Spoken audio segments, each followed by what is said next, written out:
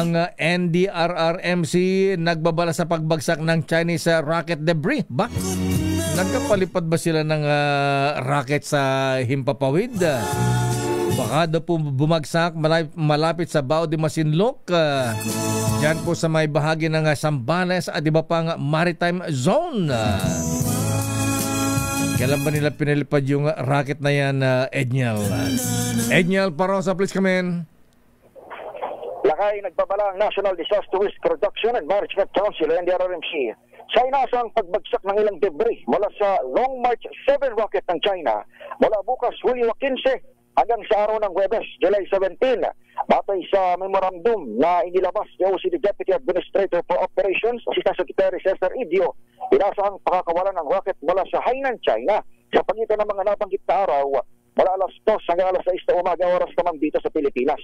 Kabilang sa maring pagbagsakan ng debris, ang panibagong rocket launch ay ang mga lokasyong 33 nautical miles mula sa Bao de Masinloc, 88 nautical miles mula sa Cabra Island, dito yan sakop ito ng Occidental Mindoro, 51 nautical miles mula sa Recto Banca, at 118 nautical miles mula sa Busuanga sa Palawan, na pawang mga lugar na nasa o katapat ng West Philippine Sea. Tayo dito, inataso ng MDRRMC o Philippine Coast Guard, BIFAR, ang DNR at DALG ang magpatupad ng pansamantalang maritime restrictions at paglabas ng notice to mariners upang maprotektahan ang mga mainista at iba pang mga maglalayag. Iniring din ng MDRRMC sa mga regional council ito hanggang sa Central Luzon, maging sa Mimaropa, na masusiring sa baybayan o bantayan itong malapit na sitwasyon. At babala naman ang Philippine Space Agency sa publiko, awag lapitan o purutin man lamang itong anumang debris ng rocket ay posibleng may dalang mga itong makalalasong kemikal. Ito sa Edniel Parosa, nag-uulat para sa DZRH. Yes, Lakay. Paano nga pala yung pagka itong mga debris ng rocket ng China ay may tamaan sa atin, madisgrasya? Paano ang yan? Sasagutin pa ito ng Chinese government? Ay dapat may communicate yan, Lakay, doon sa pamahalaan ng China. Pero dahil mayroon ng advancer itong pamahalaan natin at lumalabas naman doon sa projections, Lakay, na NDRRMC na mukhang katubigan lamang o maritime zones yung babagsakan nito. Ang maaari natin gawin ay magpalabas talaga ng ng notice to mariners. Tawag munang maglayag dyan sa mga area. Sa pagtaya, Lakay, ay hindi naman babagsak sa mga residential area o kahit sa area ng mga kalupaan itong mga debris. Kaya doon sa mga mangisda natin at iba pang mga maglalayag sa mga nabanggit na petsa mula bukas July 15 hanggang 17, iwasan muna itong mga binabanggit nating area dyan sa may western frontier ng bansa. Okay. At ano yung latest, Edniel?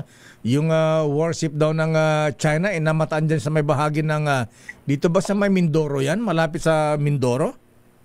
Tama ka dyan, Lakay. May na-monitor ng Philippine Coast Guard at binabantayan yan.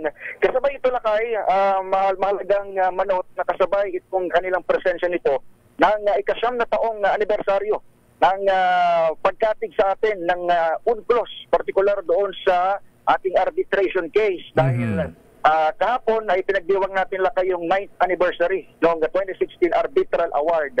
Pero sa pagkakataong ito ay nagpaparamdam pa rin na China at makulit talagang iginigiit na ang tawag nga nila, Lakay, ay quote farce o talagang kinakantsawan itong papel lamang daw na iginawad sa atin ng Permanent Court of Arbitration. Pero sa ating bahagi ay iginiit ng AFP at Department of National Defense na patuloy ito sa pagsasagawa ng pagpapatrolya at pagbabantay dito sa West Philippines, Lakay.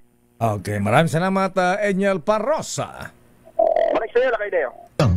Daming bayan.